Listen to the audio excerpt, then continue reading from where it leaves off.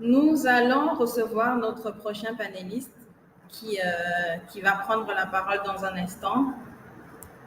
Donc, je vais souhaiter la bienvenue à Dr Rachid. Oui, bonjour Pamela, comment ça va? Alors, je vais bien et vous-même? Très bien, alhamdoulilah, ça va très bien, merci. Très belle fête des African Doers à vous.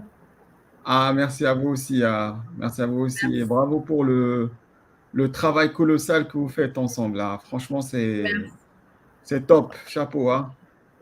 Merci en tout cas de la part de toute l'équipe et je profite justement pour faire un coucou à toutes les personnes de l'équipe Tropics, que ce soit Tropics Magazine, Tropics Business Summit, Tropics Invest, toutes les divisions de Tropics qui sont en backstage, qui sont en train de travailler. Un coucou spécial à Vénitia qui sourit derrière le backstage, qui gère tout en fait. C'est elle la petite main derrière ça, quoi. Voilà. Coucou Vénitia et encore merci pour l'initiative. Je vais vous laisser donc faire votre panel, Dr Rachid. On se dit à très bientôt. Très bien, merci beaucoup Pamela. Docteur Rachid, bonsoir. Donc, c'était juste pour Oui, dire que vous bonsoir pouvez Vénitia, démarrer comment la ça va? session. Comment Ça ça va va, tout bien, va bien? merci. Oui, Très ça bien. va, ça va. Ah ben bravo pour tout ce que tu es en train de faire, toi et l'équipe, hein. Franchement, c'est Merci. extraordinaire, c'est un travail colossal, Merci vraiment infiniment. colossal, vraiment colossal. Merci. Très bien, donc Donc, on va je peux laisser le commencer déjà? podium. Je pense que oui, tu peux démarrer. Très bien. Alors, Ok. bonjour tout le monde. D'abord, je suis Rachid Omil. Je suis enseignant-chercheur à l'ENCG, qui est l'École nationale de commerce et de gestion d'Agadir, et je suis également président fondateur de l'African Research Center for Innovation and Development, ou ce qu'on entend généralement par ARCID. Dans un premier temps, je tiens à remercier toute l'équipe Tropics d'avoir pensé à cette belle initiative African Doers à l'occasion de la Journée internationale de l'Afrique. Une initiative que je considère personnellement un bon carrefour pour la genèse et le partage des connaissances émanantes de vrais doers, panafricains et panafricaines. Donc, merci encore à toute l'équipe de Tropics Magazine et à sa tête pensante, notre cher Vénitien. Mon intervention est intitulée L'avenir de l'Afrique passe-t-il par l'intelligence artificielle et la big data?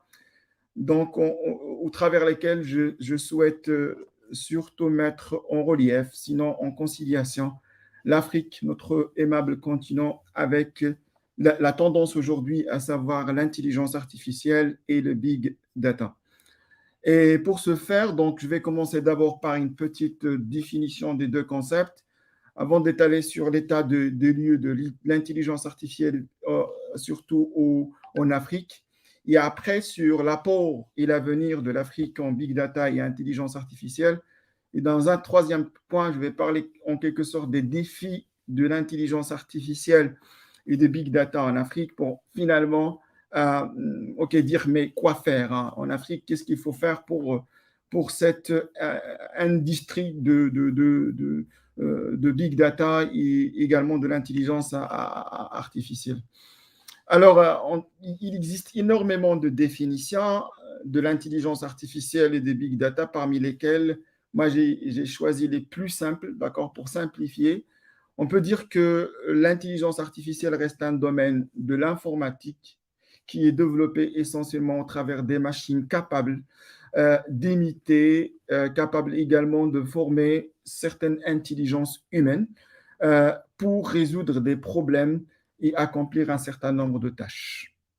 Par contre, lorsqu'on parle de big data, c'est un ensemble, j'allais dire, de méthodes, de techniques, également des outils pour collecter, pour traiter, stocker les données. Et ici, la particularité des données, c'est qu'on parle à la fois des données structurées et des données surtout non structurées, en mobilisant un certain nombre de caractéristiques telles que le volume, ça veut dire des quantités gigantesques de données, la rapidité, d'accord, la velocity, ça veut dire la rapidité de traitement, etc. Donc, il existe généralement 5 V, volume, véracité, vélocité, etc.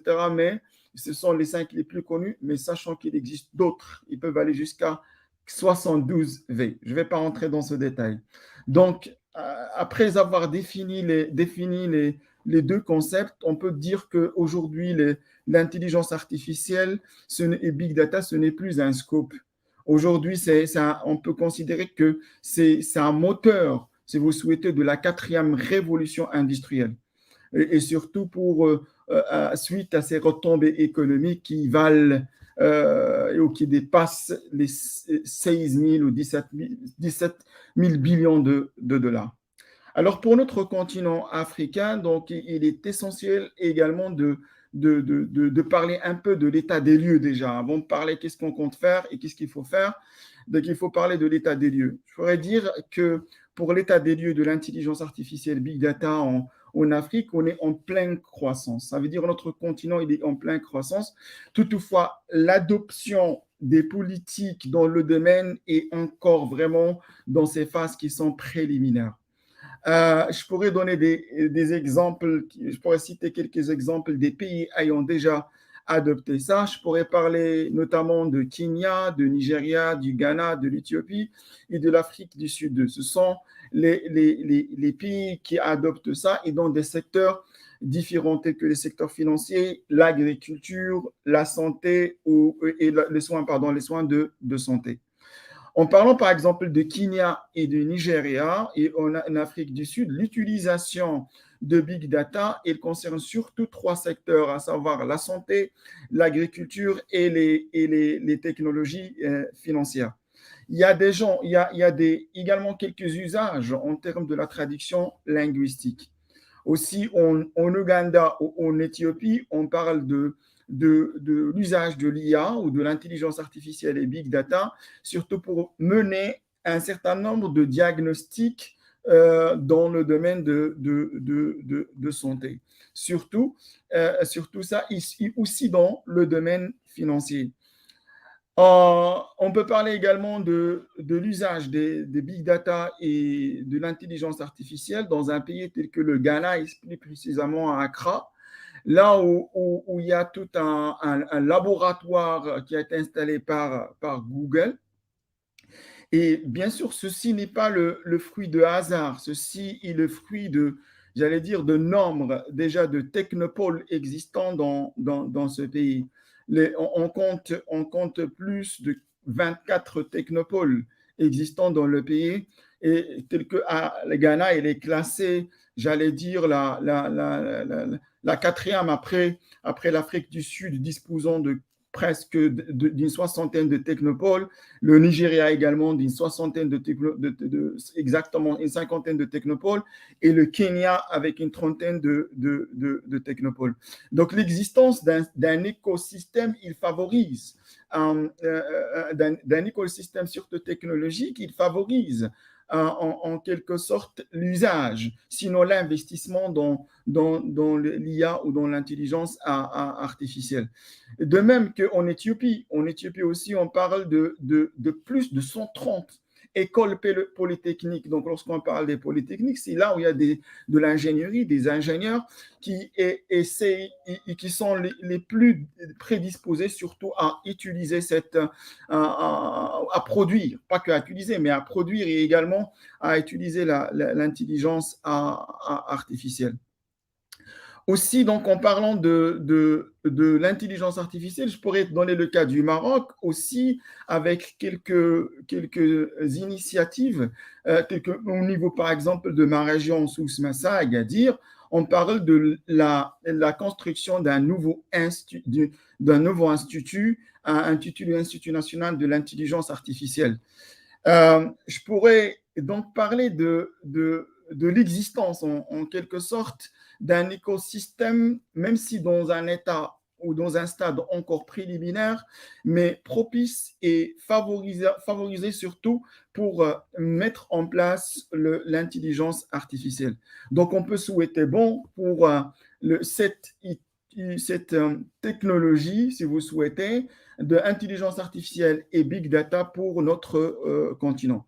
Sachant que les usages, ils sont différents. C'est vrai que j'ai parlé de l'usage dans la santé, dans la finance, etc. Mais il y a aussi un usage intéressant de l'intelligence artificielle, surtout pour contrôler les citoyens. Et là, on parle de l'émergence d'une nouvelle colonisation. On peut l'appeler, si vous le souhaitez, la colonisation algorithmique. Donc, bref, l'intelligence artificielle, il reste à un stade embryonnaire. Pourquoi embryonnaire? Parce qu'il faudra encore de l'investissement en termes de recherche, développement en Afrique.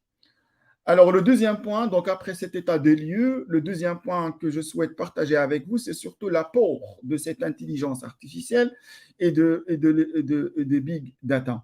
Alors, on peut dire que l'adoption de cette intelligence artificielle, il peut mener à réduire la pauvreté, améliorer l'éducation, également fournir les soins de santé, éradiquer, si vous souhaitez, les différentes maladies, créer une certaine inclusion technologique, c'est-à-dire qu'on va parler même de la démocratisation à l'usage de la technologie. Donc, en adoptant l'intelligence artificielle, ça pourra amener surtout à doubler le taux de croissance des PIB au niveau du continent africain, surtout en parlant comment dirais-je, de l'agenda 2063. Donc, l'intelligence artificielle, il peut être considéré comme un moteur pour une locomotive de développement de certains pays, tout en augmentant leur taux de croissance du PIB.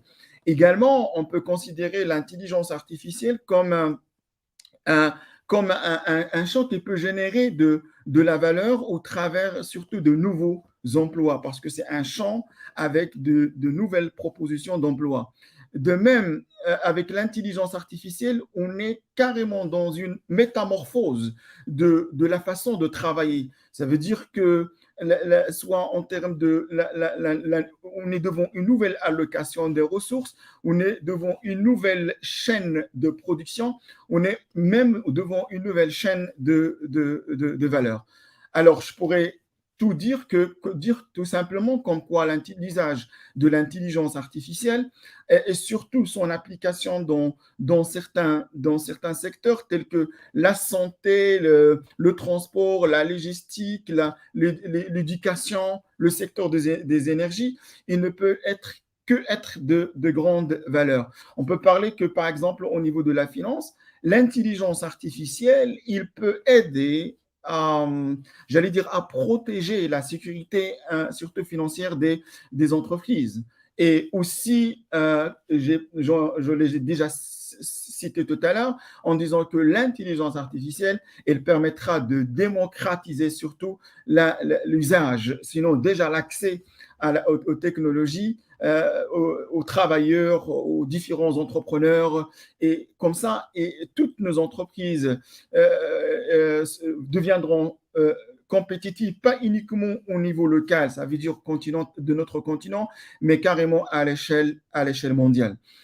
Le troisième point que je souhaite partager avec vous, ça concerne surtout les défis. Oui, on a parlé de cette intelligence artificielle. On a également parlé de son importance, de son état des lieux et de son importance. Il reste à savoir que tant qu'on est encore à un stade embryonnaire, il y a un certain nombre de défis de l'intelligence artificielle et de big data. Le premier défi, il est lié surtout au côté infrastructure. Donc là, il y a encore des problèmes de connectivité et il faut investir et il faut également des efforts colossaux, surtout pour résoudre ce problème de connectivité et d'infrastructure pour permettre une bonne connectivité et par la suite, par conséquent, un bon usage de l'intelligence artificielle. De même, les gouvernements, les responsables africains, ils doivent être en mesure de s'engager dans la promotion de la recherche et surtout et de développement et aussi promouvoir cet usage de l'intelligence artificielle et de big data. De même, on a encore un défi de manque de connaissances. Ça veut dire qu'il faut qu'on forme au niveau de nos universités. J'ai cité quelques-unes, d'accord, mais en parlant du continent, il faut que nos universités s'orientent vers cette transformation digitale et dans laquelle on peut noter on peut noter la big data et également l'intelligence artificielle. J'allais dire qu'on a besoin dans notre continent de créer un écosystème pour une intelligence artificielle aussi inclusive. Et donc, il faudra mettre en place des politiques, des stratégies de notre continent et via nos responsables pour sensibiliser les gens et les pousser à l'usage et à l'adoption de cette intelligence artificielle. Dernier point, c'est celui de, au niveau de l'Afrique, quoi faire? Donc, le quoi faire, c'est j'allais dire, c'est une réponse en quelque sorte aux différents défis que je viens de lister. Bien sûr, je note que les défis ne sont pas exhaustifs. J'ai juste cité quelques-uns qui semblent les plus importants. Donc, les responsables gouvernementaux, ils doivent comprendre aujourd'hui pleinement les avantages et les conséquences de cette intelligence artificielle. On est censé d'intégrer l'intelligence artificielle et la big data dans tous les secteurs prometteurs. Il faudra la considérer comme des solutions transversales. Tu es en éducation, tu vas utiliser de l'intelligence artificielle, la big data. Tu es en agriculture, de même. Tu es en finance, de même. Tu es dans n'importe quel domaine, tu es censé de la mobiliser. Il ne faut pas la considérer comme une contrainte. Au contraire, il faudra la considérer comme un catalyseur, surtout pour un catalyseur pour créer de la croissance pour nos pays. De même, il faudra encourager l'éducation dans le domaine de l'intelligence artificielle et de big data. Il ne faudra pas qu'on reste jusqu'au niveau universitaire et on commence à initier nos jeunes au niveau de l'intelligence artificielle. Aujourd'hui, au niveau de la ChatGPT, il est utilisé sans tenir compte de l'âge ou de la nature de la personne. Donc, ça veut dire que quoi? C'est ChatGPT aujourd'hui, c'est une solution qui est omniprésente. Donc, il ne faut pas qu'on attend jusqu'au niveau universitaire et on va essayer de généraliser ou d'initier les gens à la question de l'intelligence artificielle. Il faudra dès les classes primaires ou secondaires initier le jeune et développer des programmes d'éducation en termes de l'intelligence artificielle et de big data. Aussi, il faudra encourager l'esprit d'entreprise dans le secteur de l'intelligence artificielle. Ça veut dire que toutes les initiatives, par exemple, d'entrepreneurs, il y a des initiatives également d'encouragement de création d'entreprises. Il faut qu'ils soient orientés vers cette intelligence artificielle. Pourquoi? Parce que surtout pour l'Afrique, notre continent, elle reste un champ très, très fructueux, un champ aussi qui pourra créer davantage de la valeur. Pourquoi ne pas penser à créer un réseau d'instituts, sinon d'universités interafricaines dans le domaine de l'intelligence artificielle. Comme ça, il y aura une mutualisation de connaissances, il y aura un partage d'expériences et de connaissances entre les différents instituts ou les différentes universités africaines. Bon, voilà. J'allais dire donc, je conclure plutôt par dire que l'intelligence artificielle reste l'une des solutions parmi autres qui pourra vraiment mener notre continent africain vers une véritable prospérité. Et je vous remercie et je vous souhaite encore une belle journée. Merci. Wow! Merci infiniment, Dr. Rachid, pour cette hyper belle présentation parce qu'on a eu un spectrum justement et un overview d'initiatives qui existent déjà, mais aussi comment cette intelligence artificielle est applicable sur notre continent. Et le fait que ça vienne du Maroc, ça prouve encore que African Doers est nécessairement inclusif. Et nous voyons justement derrière toi, Dr. Rachid, ta toute première reconnaissance African Doers. Si tu peux nous en parler un peu, comment aujourd'hui au sein d'Arcide, avant de terminer, tu continues justement à magnifier ce continent que tu portes en toi, en partant du Maroc jusqu'au Sénégal, en organisant toutes ces caravanes et même des fois en recevant des populations qui sont non africaines, des Américains, des Allemands. Comment arrives-tu à faire tout ceci et à côté être quand même professeur et l'un des éminents professeurs en business management?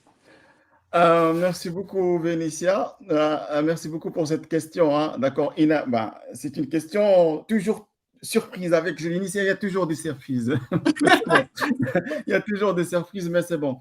Alors, c'est vrai que si l'initiative, comment dirais-je, ARCID, ou le Centre africain de recherche pour de recherche en innovation et développement, a réussi aujourd'hui, c'est grâce déjà à des gens comme vous, Vénitia. C'est grâce à un réseau, grâce à des carrefours qui sont organisés, genre, je pourrais dire le Tropics Business Summit dernièrement qui a été organisé à Cap-Vert, qui m'a donné une occasion déjà de rencontrer des personnes d'une cinquantaine de pays qui composent notre continent. Ça, d'une part. D'autre part, c'est que ARCID, il mène un certain nombre d'initiatives telles que la JAD qu'on a déjà commencé et qu'on a démarré d'Agadir et qu'on a amené au Sénégal et on a toujours comment dire, l'espoir de la faire dispatcher partout dans l'Afrique. Notre objectif, justement, c'est de montrer que si on veut développer cette Afrique, c'est déjà en commençant toujours petit, avec des simples petites initiatives. Parfois, en amenant l'initiative, les gens ils vous disent, on ne vous croit pas. Les gens ils vous disent, non, mais ce que vous dites, c'est juste de la théorie, c'est du blabla. Mais aujourd'hui, avec African Doers, j'allais vous dire que c'est by doing, c'est au travers l'action. Donc, justement, ARCID, c'est une petite ONG, mais avec, alhamdoulilah, des grandes actions qui ne se limitent pas uniquement à l'aspect entrepreneurial, mais qui s'ouvrent et qui touchent à toutes les questions de la diaspora africaine. Notre objectif n'est pas ni l'argent, ni le business, mais c'est de rendre notre continent digne et c'est de donner une valeur comment dirais-je, à la femme et à l'homme africain. C'est de dire que finalement, on n'a pas besoin de l'autre, je dis l'autre, pour se développer. On a besoin que de nous-mêmes, de développer des synergies, de les mutualiser et afin d'arriver à créer une certaine prospérité. Voilà. Absolument, absolument, Dr. Rachid. En tout cas, c'est sur ces mots. Comment est-ce qu'on dit « bonne journée de l'Afrique » en arabe? Est-ce que tu peux nous apprendre quelque chose de nouveau? Alors, je vais le dire en arabe et en amazigh, ma langue maternelle aussi. D'accord. Oui, bien sûr. Ça montre en quelque sorte la diversité déjà de African Doers. Hein, la diversité de African Doers. Alors, bonne soirée en arabe, c'est Masa'un Saïd. Et en amazigh, Timin Siwin Tisadei. Timin Siwin Tisadei, Azul. Ah, Azul, Choukran, je connais. En tout cas, merci beaucoup, Dr. Rachid. Et nous espérons et nous rêvons justement d'un prochain Tropics, peut-être un jour, au Maroc, où nous allons découvrir justement la multiplicité. Et moi, c'est l'huile d'argan qui va me faire venir là-bas parce que ma peau en a besoin. Et toutes ces choses dont tu nous parles, les épices, etc. Et ça, c'est justement aussi la particularité du Maroc, même dans les industries créatives, ça reste un hub très, très important, surtout au niveau textile. Et je pense que nos entrepreneurs mode prennent note et nous allons devoir créer cette synergie-là sur tous les pans entre les pays africains. En tout cas, Dr Rachid, ici c'est chez toi, tu reviens quand tu veux et on est ouvert pour les synergies. Merci beaucoup, Vinicia. Alors, si je vais annoncer une... C'est vrai que c'est un secret entre moi et toi, mais je vais l'annoncer. Oui, je t'ai poussé, vas-y. Ben oui, tu as parlé des épices, tu as parlé... Comment tu veux que je le garde? Tout à fait. Ben, en tout cas, on est en train de préparer, moi et Vinicia, et toute l'équipe, un Tropics gastronomie à la marocaine, au Maroc, dans les prochains jours ou les prochains mois, Inch'Allah. Voilà. Et j'ai Marie-Joseph qui est juste dans le backstage. Je pense que je vais créer une petite réunion de toute la team qui s'est retrouvée au Cap-Vert. Je crois que Marie-Joseph va faire partie de ce comité-là, surtout sur le Tropics gastronomique, parce que l'art de vivre, c'est son métier. Et je vais vous laisser déjà échanger avant d'introduire les autres panels et dire au revoir à Dr Rachid. Marie-Joseph, bonsoir. Merci bonsoir, beaucoup. Bonsoir, Dr Rachid. Oui, bonsoir, Marie. Comment ça va? Comment ça va? Ça va bien, ça va bien. Ça fait vraiment un plaisir de te voir et de te parler aussi. Hein. Plaisir partagé, plaisir partagé. Bah, alors, tu sais, il faut qu'on reste en contact. La nouvelle est très bonne. Merci beaucoup. Et surtout, ça vient d'une spécialiste, hein, d'une experte. Mais j'ai hâte qu'on puisse se retrouver. Et puis, encore une fois, le VO, je veux dire même le drapeau de l'Afrique. Exactement. Alors, tu sais, il faut qu'on reste en contact parce que, comme l'a dit Vinicia, on est en train de préparer un Tropics gastronomique donc, qui aura lieu au Maroc. Et bien sûr, on aura besoin de ton expertise, de tes connaissances là-dessus. D'accord? Avec plaisir, toujours. Merci beaucoup. Merci beaucoup, Dr Rachid. Bon courage et à très bientôt.